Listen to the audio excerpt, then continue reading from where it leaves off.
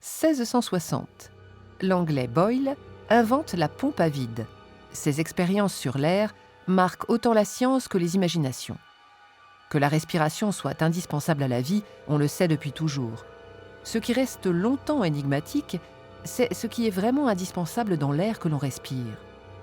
Quel est cet esprit vital contenu dans l'air ? 1777. Antoine Laurent Lavoisier expérimente. J'ai mis un moineau franc sous une cloche de verre remplie d'air commun et plongé dans une jatte pleine de mercure. Au bout de 55 minutes, l'animal est mort, avec des espèces de mouvements convulsifs. Cet air, qui avait été respiré par un animal, était devenu fort différent de l'air de l'atmosphère. Il précipitait l'eau de chaud, il éteignait les lumières. Lavoisier remarque que le gaz produit par la respiration ressemble au gaz produit par une combustion. De même, combustion et respiration ont toutes les deux besoin d'air atmosphérique. Coïncidence ou sont-elles identiques ? Il y a une différence pourtant énorme entre les deux. L'une dégage de la chaleur, l'autre non. Lavoisier trouvera la réponse à l'énigme 3 ans plus tard avec le mathématicien Pierre-Simon Laplace. Ils introduisent un cochon d'Inde vivant dans un calorimètre de leur invention et mesurent la chaleur qu'il dégage en dosant la quantité d'eau produite par la glace fondue.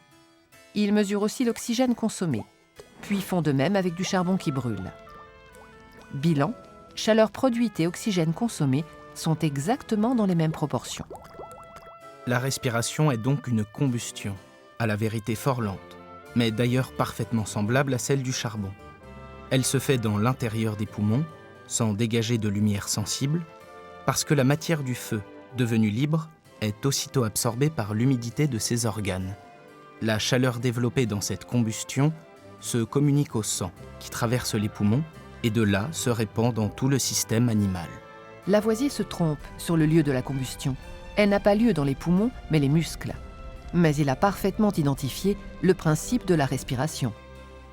Il travaillera ensuite avec le chimiste Seguin, dans le rôle du cobaye, relié à ce qu'il nommera cette fois un respiromètre. Il prouve alors que les besoins en oxygène dépendent de l'activité physique. Les expériences de Lavoisier sont interrompues brutalement par son exécution en 1794 pendant la Terreur. Reste une œuvre fondatrice de toute la chimie moderne.